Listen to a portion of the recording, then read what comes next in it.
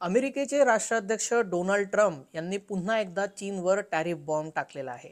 सातत्यानं चीनवर America tariff लादतच चाललेला आहे. याबाबत काय कारण अमेरिकेकडून देण्यात आलेलं आहे आणि डोनाल्ड ट्रम्प यांनी हे टॅरिफ लावण्यामागचं काय कारण दिलंय आणि कधीपासून हे टॅरिफ लावल्या जाणार आहे या संदर्भातली माहिती या व्हिडिओमध्ये जाणून घेणार आहोत. त्यासाठी व्हिडिओ शेवटपर्यंत पहा. नमस्कार, मी श्रेयस पांडे, तुम्ही पाहताय न्यूज 18 लोकमत. तर आता असं झालेलं आहे की डोनाल्ड ट्रम्प यांनी चक्क 155% अतिरिक्त टॅरिफ चीनला द्यावा लागेल अशी घोषणा केलेली आहे. कधीपासून द्यावा लागेल? 1 पासून हा टॅरिफ द्यावा लागेल. का द्यावा लागेल? तर याचं प्रमुख कारण म्हणजे असं की अमेरिका आणि चीन या दोन देशामध्ये एक मोठा करार होणार होता. त्या संदर्भातली माहिती हल्लीच 1 दिवसापूर्वी डोनाल्ड ट्रम्प यांनी दिली होती. मात्र हा करार करण्यासाठी चीननं नकार दिला किंवा हा करार झाला नाही. त्यामुळं डोनाल्ड ट्रम्प यांना राग आला.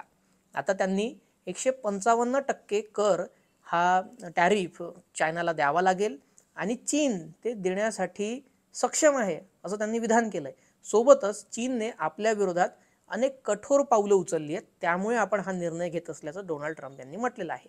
येत्या पुढच्या काही वर्षामध्ये डोनाल्ड ट्रम्प 2026 मध्ये त्यांची चीनमध्ये जिनपिंग यांच्यासोबत भेट देखील मुलाखत होणे आहे आणि मोठे करार यामध्ये होऊ शकतात असं बोललं जात आहे.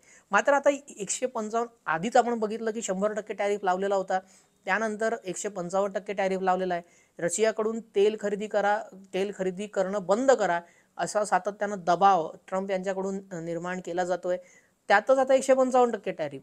याबाबत आता चीन काय प्रत्युत्तर देतं ते पाहावं लागणारच आहे. मात्र अशा प्रकारच्या या सगळ्या घटनेमुळे जगात जी काही मंदी येईल त्याचा फटका नक्कीच आपल्यालाही बसणार आहे. तुम्हाला या बाबत काय वाटतं की जर अशा प्रकारे टॅरिफ लावण्यात आला, उद्या चालून भारताबाबत जर असा निर्णय घेतला तर भारताने काय केलं पाहिजे किंवा आपल्यासाठी सावध म्हणून आपण काय करू शकतो?